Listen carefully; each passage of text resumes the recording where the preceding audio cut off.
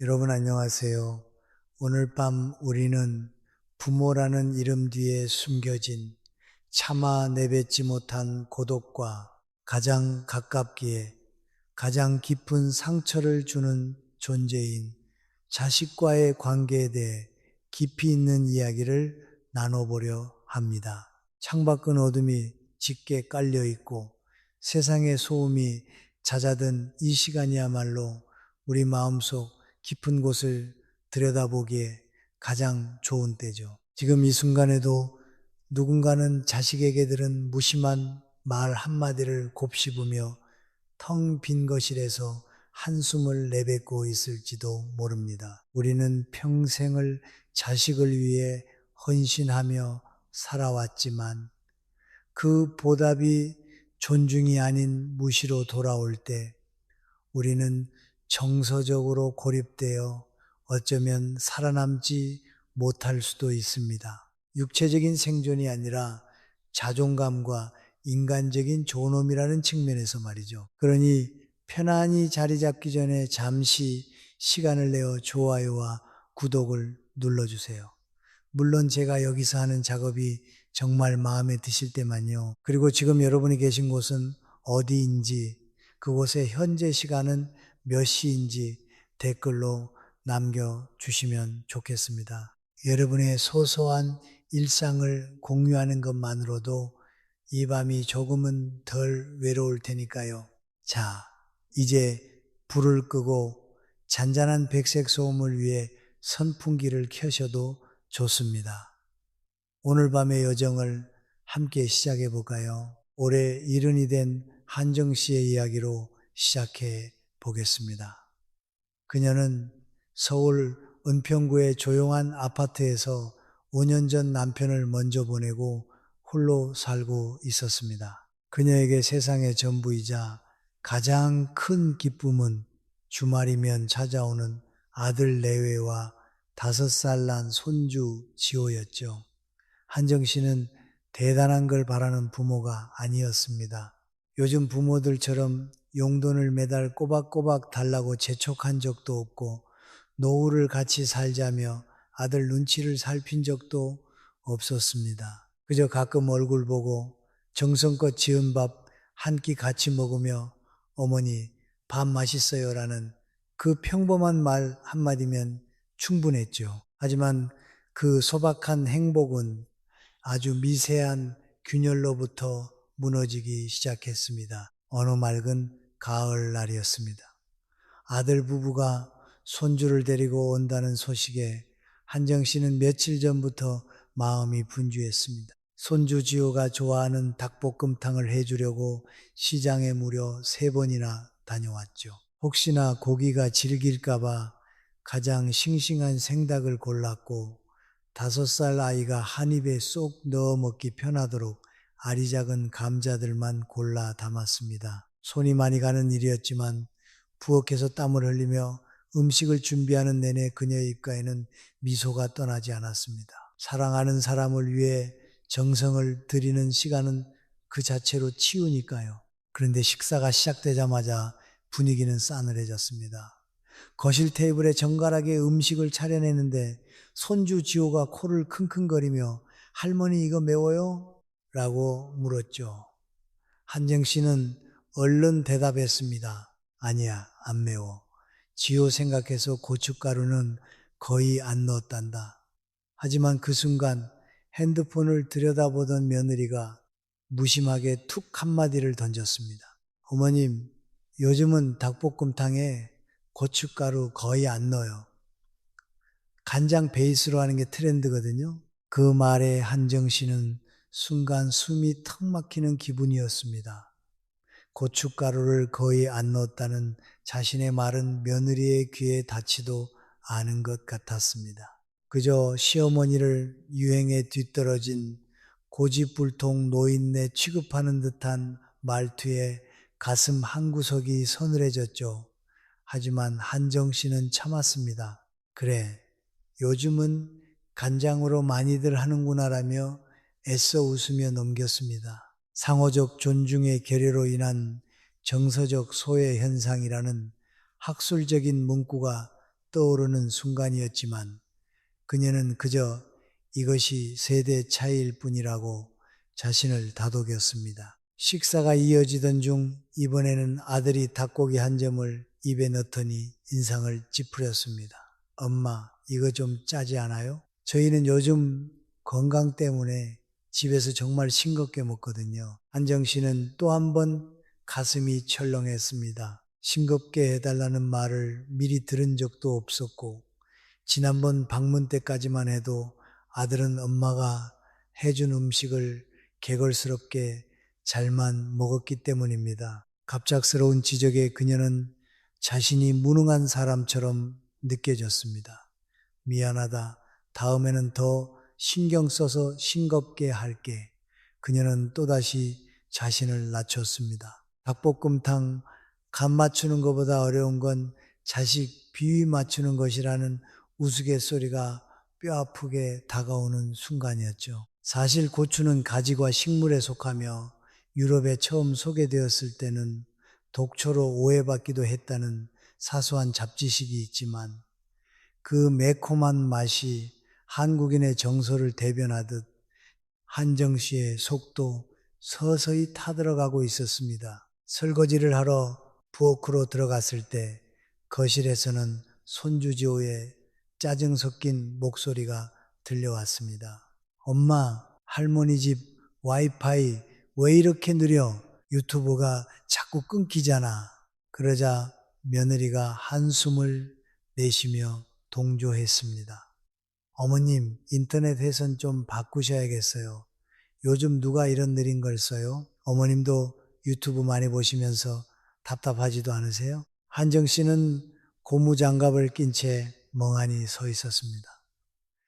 음식도 인터넷도 그녀가 꾸려온 삶의 모든 조각이 낡고 뒤처진 것으로 취급당하고 있었습니다. 하지만 무시의 정점은 아들의 한마디였습니다. 엄마, 이 TV 몇 년 된 거예요?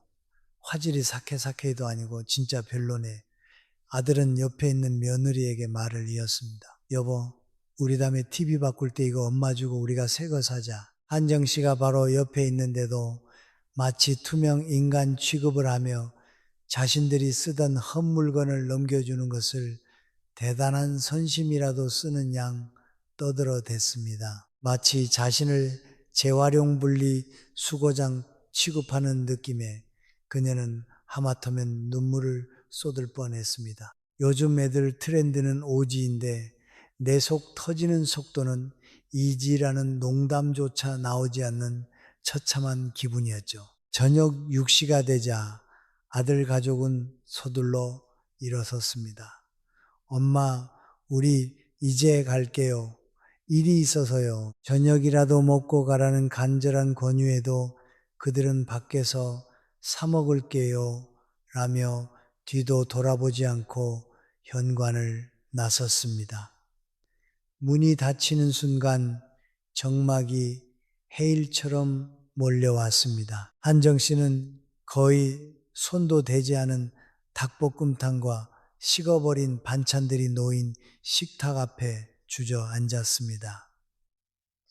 TV 화질보다 내 눈가가 더 침침해지는 건 기분 탓일까요? 그녀는 흐르는 눈물을 닦으며 생각했습니다. 내가 뭘 그렇게 잘못한 걸까? 부모는 나무요, 자식은 가지라 했거늘 가지가 흔들릴 때마다 나무의 뿌리가 이토록 아프게 뒤틀려야 하는 것인지 그녀는 알 수 없었습니다. 존중은 사라지고 비판과 판단만 남은 식탁. 그곳에 남은 것은 나이 들어 쓸모 없어졌다는 지독한 자기 비하뿐이었습니다. 그렇게 문이 닫히고 일주일이라는 시간이 속절없이 흘러갔습니다. 집안의 공기는 마치 멈춰버린 시계 태엽처럼 무겁게 가라앉아 있었죠. 한정 씨는 거실 소파에 앉아 아들이 타박했던 그 낡은 TV를 멍하니 바라보곤 했습니다. 예전에는 그저 뉴스를 전해주고 드라마로 적적함을 달래주던 고마운 물건이었는데 아들의 말을 듣고 나니 이제는 화질이 뭉개진 고물 덩어리로만 보였습니다. 사람의 마음이라는 게 참 간사하죠. 누군가의 부정적인 말 한마디가 내가 소중히 여겨온 일상을 순식간에 쓰레기 더미로 만들어 버리니까요. 냉장고를 열면 그날 거의 손도 대지 않아 꿋꿋하게 자리를 지키고 있는 닭볶음탕이 보였습니다. 버리자니 아깝고 먹자니 속이 쓰려 그녀는 결국 찬밥에 물을 말아 삭힌 깨십 한 장으로 끼니를 때웠습니다. 요즘 그녀의 유일한 사회생활은 냉장고 문을 열 때마다 켜지는 그 작은 전구 조명뿐이었다면 믿으시겠어요? 참 서글픈 유머죠. 아들에게서는 연락 한 통 없었습니다. 평소라면 주 중반쯤 엄마 잘 지내시죠? 라는 짧은 문자라도 왔을 텐데 이번엔 그 흔한 이모티콘 하나 날아오지 않았습니다. 한정 씨는 핸드폰을 들었다 놨다 하며 갈등했습니다. 먼저 전화를 걸어볼까 싶다가도 혹시라도 엄마 지난번 음식은 정말 너무했어요 라는 불평을 다시 들을까봐 겁이 났습니다. 그녀는 점점 더 깊은 우울의 수렁으로 빠져들었습니다. 나는 이제 낡고 쓸모없는 존재인가 보다라는 생각이 머릿속을 지배하기 시작했죠. 자식의 마음은 손님과 같아서 잠시 머물다 떠나면 그뿐이지만 부모의 마음은 그 빈자리를 평생 지키는 주인과 같다라는 옛 격언이 떠올랐습니다. 하지만 지금 한정 씨는 주인이 아니라 자기 집에서조차 눈치를 보는 불청객이 된 기분이었습니다. 우울함이 극에 달하던 목요일 아침, 그녀는 거울 속에 비친 자신의 얼굴을 보고 깜짝 놀랐습니다. 눈밑은 거뭇하게 내려앉았고 피부는 생기를 잃어 푸석푸석했습니다. 이러다가는 정말 큰일 나겠구나 싶은 생각에 그녀는 억지로 몸을 일으켜 옷을 갈아입었습니다. 집 안에만 갇혀 있다가는 벽지가 자신을 집어삼킬 것만 같았거든요. 그녀는 아파트 단지를 벗어나 근처 공원으로 향했습니다. 10월의 햇살은 눈부시게 맑았고 공원길을 따라 노랗게 물든 은행나무들이 가을의 절정을 알리고 있었습니다. 벤치에 앉아 사람들을 구경하며 그녀는 잠시 숨을 골랐습니다. 강아지와 산책하는 사람, 유모차를 미는 젊은 엄마들 모두가 각자의 행복을 누리는 것처럼 보였습니다. 그때였습니다. 비둘기 떼가 푸드덕거리며 날아오르는 소리와 함께 누군가 반갑게 그녀의 이름을 불렀습니다. 고개를 돌려보니 같은 동에 사는 김순희 씨였습니다. 순희 씨는 한정 씨보다 3살 많은 73이었지만 항상 당당하고 활기찬 모습으로 경로당에서도 인기가 많은 분이었죠. 참고로 비둘기는 사람의 얼굴을 구별할 줄 안다는 놀라운 잡지식이 있는데 비둘기조차 알아보는 제 얼굴을 아들 녀석은 왜 잊어버린 것 같을까요? 한정 씨가 씁쓸하게 웃으며 인사를 건네자 순희 씨는 가방에서 김이 모락모락 나는 호떡 봉지를 꺼냈습니다. 정희 씨, 얼굴이 왜 이렇게 반쪽이야? 무슨 고민 있어? 이거 하나 먹어봐요. 달달한 게 들어가야 마음도 풀리는 법이니까. 호떡 한 입을 베어 물자 달콤한 설탕 시럽과 시나몬 향이 입안을 가득 채웠습니다. 그 온기가 얼어붙었던 한정 씨의 마음을 조금씩 녹여주는 것 같았습니다. 한참 동안 말없이 호떡을 먹던 순희 씨가 툭 던졌습니다. 자식 놈들 때문에 속 썩었구먼. 그렇지? 한정 씨는 당황하며 손사래를 쳤지만 순희 씨의 해안을 피해갈 수는 없었습니다. 에구, 나도 작년에 딱 그랬어. 우리 큰애가 명절에 와서 집안이 낡았네. 엄마 옷이 촌스럽네. 지적질을 해야 되는데 내가 이 집에서 지를 어떻게 키웠나 싶어 밤새 울었지 뭐야. 한정 씨는 그 말에 참았던 눈물이 왈칵 쏟아졌습니다. 누군가 내 마음을 알아준다는 것, 나만 겪는 불행이 아니라는 사실만으로도 커다란 위안이 되었습니다. 순희 씨, 저는 정말 최선을 다했어요. 닭볶음탕도 지호 생각해서 맵지 않게 준비했고 애들 온다기에 며칠을 설레었는데 돌아오는 건 무시와 타박뿐이니 정말 제가 바보가 된 것 같아요. 한정 씨의 고백에 순희 씨는 그녀의 등을 다독이며 가만히 경청했습니다. 가족 권력 역학에서의 구조적 비대칭성이라는 거창한 학술적 문구로 설명하지 않아도 두 노년의 여인은 이미 삶의 무게로 서로의 고통을 이해하고 있었습니다. 순희 씨는 다시 입을 뗐습니다. 정희 씨, 자식이 무시하는 건 자식이 못돼서 그런 것만은 아니야. 우리가 자식한테 대응하는 방식이 문제였을 수도 있어. 우리가 끝없이 참아주고 화내고 울고 과거를 들먹이며 호소하는 방식이 오히려 애들을 질리게 만들고 더 무시하게 만드는 거지. 한정 씨는 의아한 표정을 지었습니다. 그럼 어떻게 해야 해요? 화도 내지 말고 울지도 말라는 건가요? 순희 씨는 미소를 지으며 고개를 끄덕였습니다. 맞아. 감정은 빼고 짧고 굵게 딱 한마디만 하는 거야. 자식에게 우리도 존중받아야 할 인간이라는 사실을 일깨워주는 경계선을 그어야 해. 순희 씨의 말은 한정 씨에게 신선한 충격이었습니다. 평생 자식에게 희생하는 것이 부모의 도리라 믿어왔고 서운함은 그저 속으로 사귀는 것이 미덕이라 생각했기 때문입니다. 하지만 순희 씨는 그것이 오히려 관계를 망치는 독이 된다고 말하고 있었습니다. 아들의 바쁜 일정이 사실은 2살짜리 아이의 블록 쌓기보다 단순할 수도 있다는 냉소적인 생각이 잠시 스쳐 지나갔지만 한정 씨는 순희 씨의 말에 귀를 기울였습니다. 내가 작년에 우리 아들한테 했던 그 한마디 그리고 그 이후에 일어난 변화를 들려줄게. 정희 씨도 할 수 있어.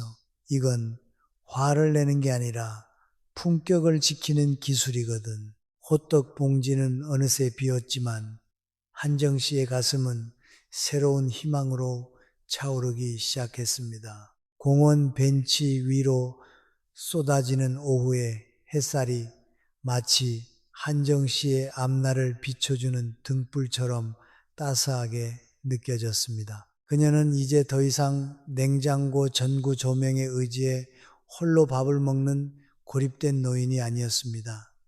그녀는 자신의 존엄을 지키기 위한 첫걸음을 떼기로 결심했습니다. 자식이라는 이름의 손님이 무례하게 굴 때 당당하게 경계선을 긋는 주인으로 거듭나기 위한 준비를 시작한 것이죠.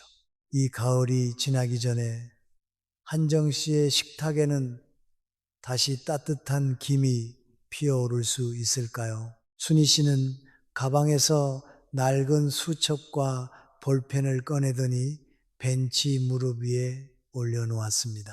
그 모습이 마치 아주 귀한 비법서를 전수해 주려는 은둔고수 같아 보여 한정 씨는 저도 모르게 마른 침을 삼켰습니다. 정희 씨, 잘 들어봐요.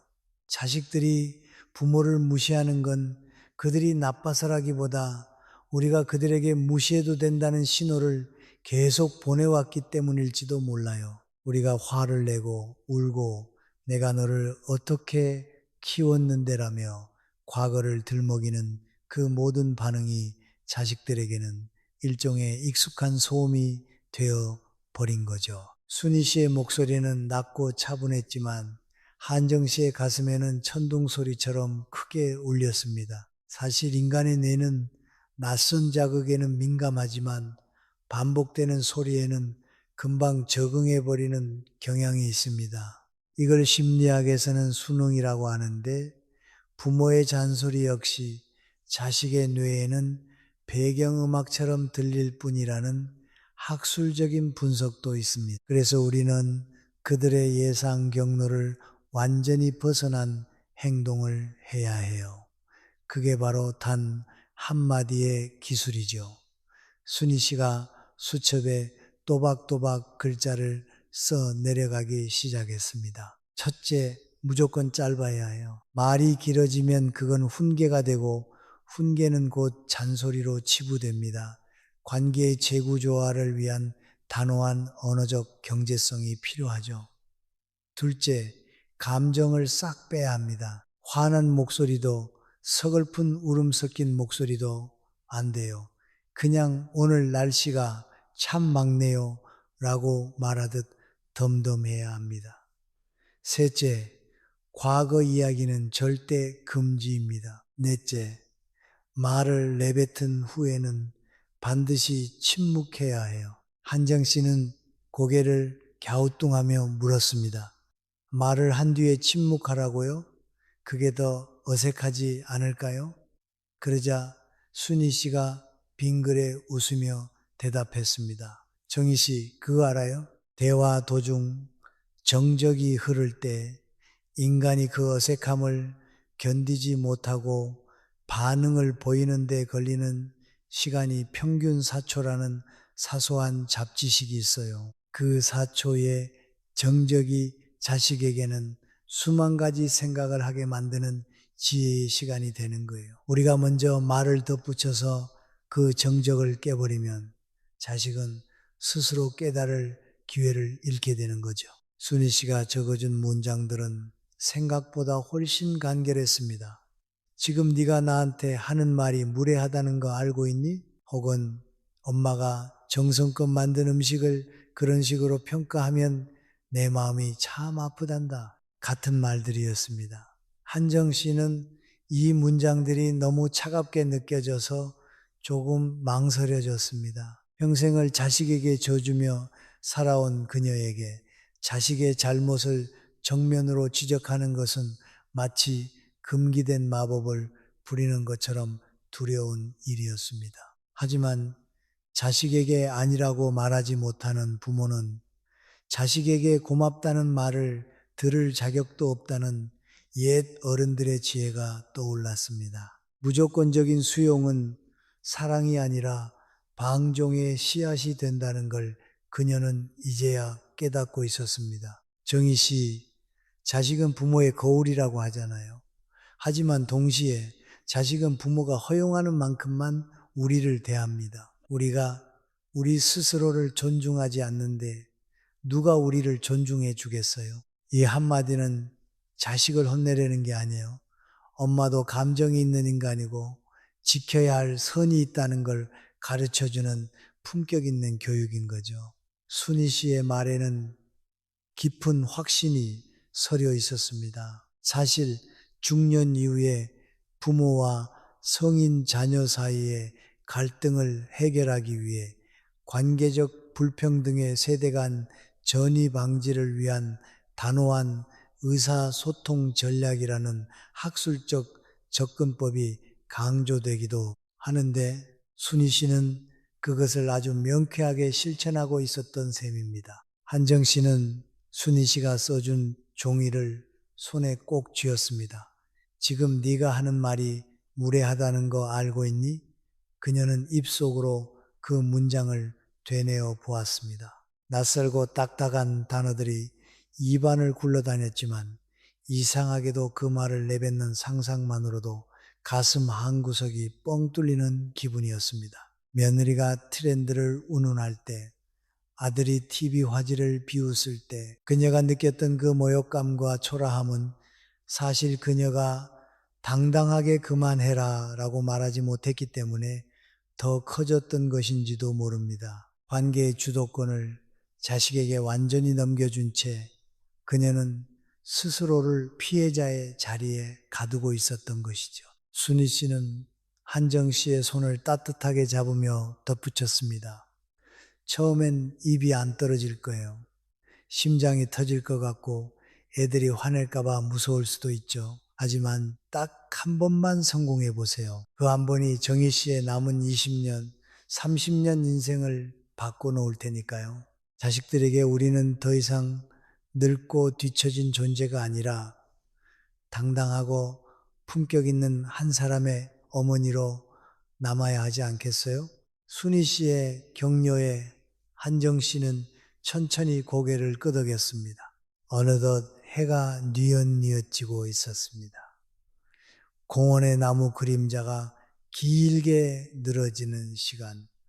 한정 씨는 집으로 돌아오는 길에 계속해서 그 한마디를 연습했습니다. 지금 네가 나한테 하는 말이 무례하다는 거 알고 있니? 지나가는 길 고양이가 그녀를 이상하게 쳐다보는 것 같아 피식 웃음이 났습니다. 야, 너도 내가 좀 달라진 것 같니? 라고 혼잣말을 하며 그녀는 가벼운 발걸음으로 아파트 단지로 들어섰습니다. 집에 도착한 한정 씨는 순희 씨가 준 종이를 냉장고 가장 잘 보이는 곳에 붙였습니다. 그리고는 아들이 타박했던 그 낡은 TV를 켜고 소파에 깊숙이 앉았습니다. 예전 같으면 화질이 안 좋다는 아들의 말이 생각나 기분이 우울해졌겠지만 지금은 달랐습니다.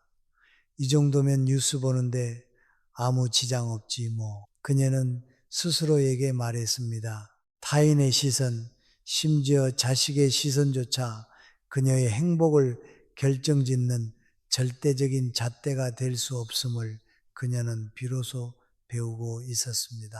그날 밤 한정 씨는 오랜만에 아주 깊은 잠에 들었습니다.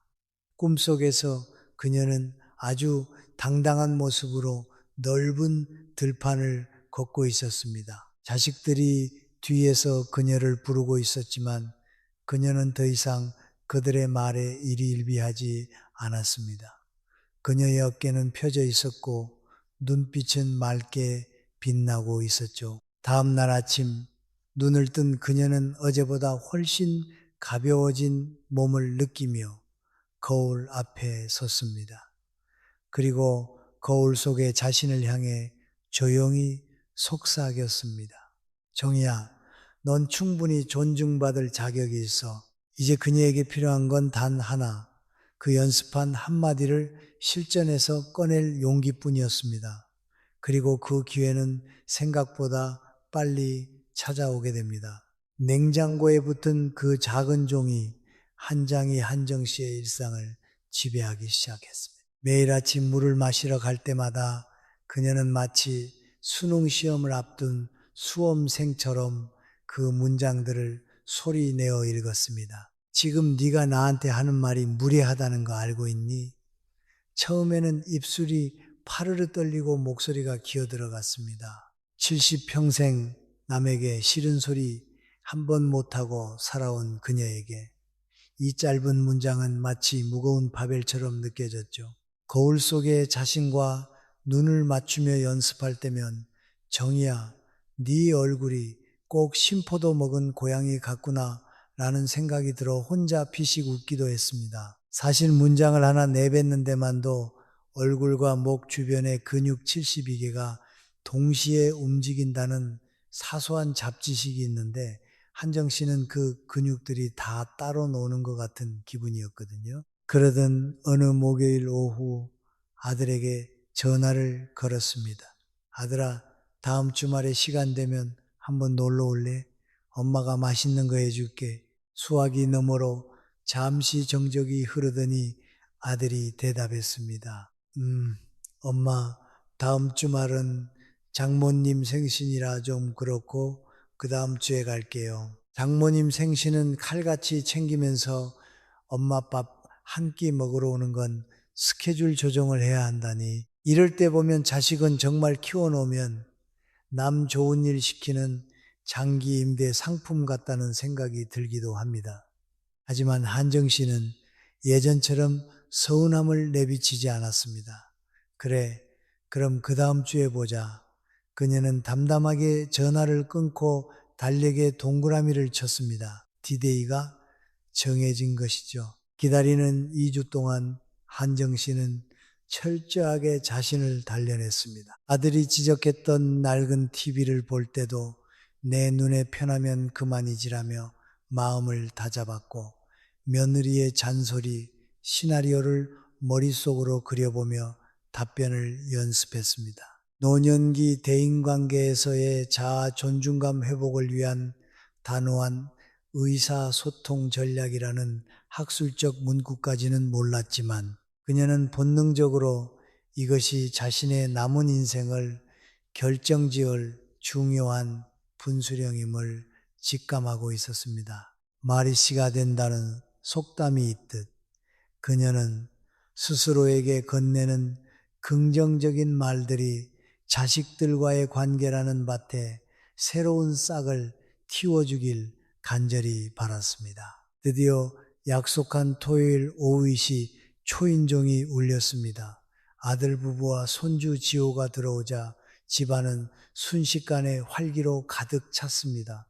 할머니 라며 달려와 안기는 지호를 보며 한정 씨는 마음이 약해지려 했습니다.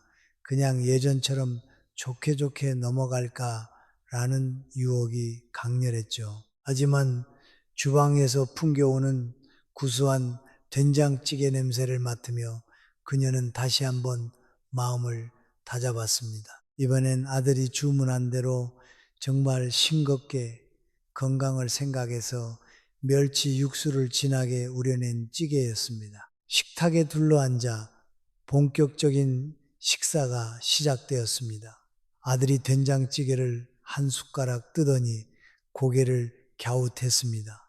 엄마, 이거 간이 너무 안 맞는데요? 지난번엔 짜다고 했더니 이번엔 또 너무 맹물 같아요. 아들은 별 생각 없이 툭 던진 말이겠지만 한정 씨의 심장은 K-팝 아이돌의 드럼 비트보다 더 빠르게 뛰기 시작했습니다. 지금이야, 지금 말해야 해. 목구멍까지 문장이 차올랐지만 막상 입술을 때련 이 목소리가 나오지 않았습니다. 손바닥엔 땀이 배어 나왔죠. 그 찰나의 정적을 깨고 며느리가 끼어들었습니다. 어머님, 괜찮아요. 제가 국간장 좀 넣을게요. 며느리가 주방으로 향하면서 첫 번째 기회는 허망하게 날아가 버렸습니다. 한정 씨는 속으로 자신을 자책했습니다. 바보같이 2주 동안이나 연습해놓고 왜 입도 못 댄 거야. 식사 후 거실에서 차를 마시는 시간, 지호가 물을 마시다가 컵을 내려놓으며 투덜거렸습니다. 할머니, 이거 미지근해요. 저는 엄청 차가운 물이 좋은데 어린 지호의 투정이었지만 한정 씨는 이번에도 타이밍을 놓쳤습니다. 그냥 말없이 얼음을 넣어주는 자신을 보며 지독한 자괴감이 밀려왔죠. 하지만 진짜 승부처는 그들이 떠나기 직전에 찾아왔어. 며느리가 가방을 챙기며 무심코 던진 한마디였습니다. 어머님, 다음번엔 그냥 저희 집에서 모여요. 여기는 와이파이도 느리고 지호가 놀기에도 저희 집이 훨씬 넓고 편하잖아요. 그 말은 한정 씨의 가슴에 날카로운 비수처럼 꽂혔습니다. 단순히 장소의 문제가 아니었습니다. 그녀가 30년 넘게 일구어온 이 보금자리를 불편하고 낡은 곳으로 낙인 찍는 행위였죠. 아들 역시 그래요, 엄마. 다음엔 저희가 모시러 올게요. 라며 며느리의 말에 맞장구를 쳤습니다. 한정 씨의 눈시울이 뜨거워졌습니다. 하지만 이번에는 눈물을 흘리는 대신 주먹을 꽉 쥐었습니다. 잠깐만. 한정 씨의 단호한 목소리에 아들 부부가 멈춰 섰습니다. 그녀는 며느리의 눈을 똑바로 쳐다보았습니다. 심장은 터질 듯 했지만 거울 앞에서 수천 번 연습했던 그 표정을 지어 보였습니다. 얘야, 엄마 집이 불편하다는 말은 좀 서운하구나. 이곳은 너희 아빠와 내가 평생을 바쳐 지켜온 곳이고 지금도 내가 가장 사랑하는 공간이란다. 엄마의 공간을 그런 식으로 평가하는 건 참 무례한 행동이야. 짧았습니다. 단 3문장이었죠.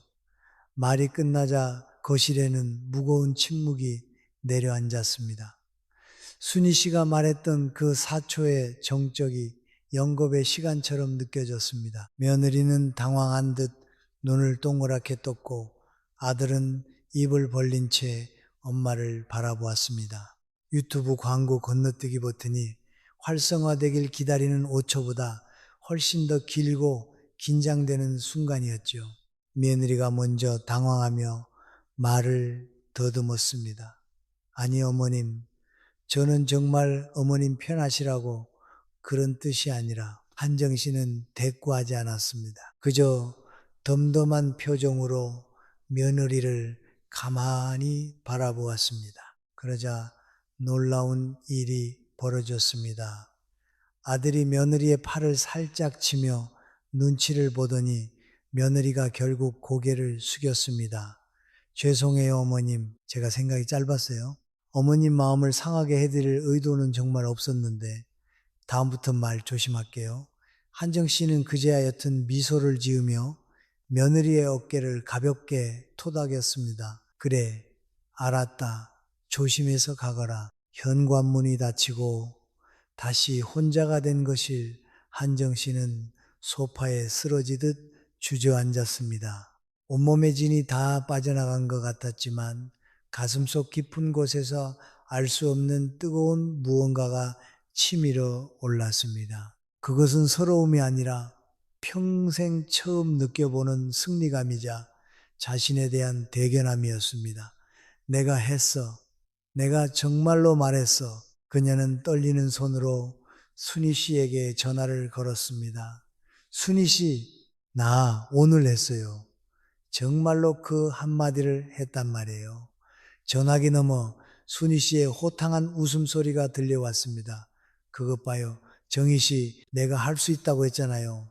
이제 시작이에요. 한정 씨는 창밖을 보며 생각했습니다. 자식들에게 무시당하는 부모가 될 것인가? 아니면 존중받는 인간이 될 것인가? 그 갈림길에서 그녀는 드디어 자신의 길을 선택했습니다. 그날 밤 그녀는 낡은 TV를 보며 맥주 한 캔을 땄습니다. 화질이 조금 떨어지면 어떤가요? 그녀의 인생 화질은 지금 그 어느 때보다 선명하게 사케사케로 빛나고 있는데 말이죠. 그날 밤의 승전보는 다음날 아침 예상치 못한 곳에서 울려 퍼졌습니다. 평소 같으면 일요일 늦잠을 즐기느라 해가 중천에 뜰 때까지 연락 한 통 없던 며느리에게서 오전 10시에 먼저 전화가 온 것이죠. 한정 씨는 핸드폰 화면에 뜬 우리 며느리라는 글자를 보며 잠시 숨을 골랐습니다. 어제 일로 화가 난 건가?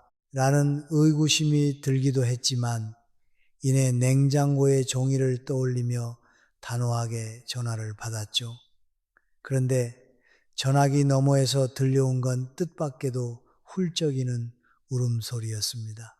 어머님, 저예요. 어제 집에 와서 밤새 한숨도 못 잤어요. 제가 어머님한테 얼마나 무례했는지 이제야 깨달았거든요. 어머님이 갖고 오신 집을 제가 너무 함부로 말했어요. 정말 죄송해요. 며느리의 진심 어린 사과에 한정 씨의 마음도 봄눈 녹듯 스르르 풀렸습니다. 아니다 얘야. 네가 내 마음을 알아주니 고맙구나. 그녀의 대답은 짧았지만 그 울림은 그 어느 때보다 깊었습니다. 사실 인간의 감정은 전염성이 강해서 한 사람이 단호하게 자신의 위치를 지킬 때 상대방도 비로소 자신의 태도를 객관화하게 된다고 합니다. 이를 정서적 상호작용의 거울률은 효과라고 부르기도 하죠. 며느리는 다음 주에 혼자 찾아와 요리를 배우고 싶다는 약속까지 하며 전화를 끊었습니다. 뒤이어 아들에게서도 엄마, 제가 그동안 너무 무심했어요. 엄마가 하시는 건 다 당연한 줄 알았나 봐요.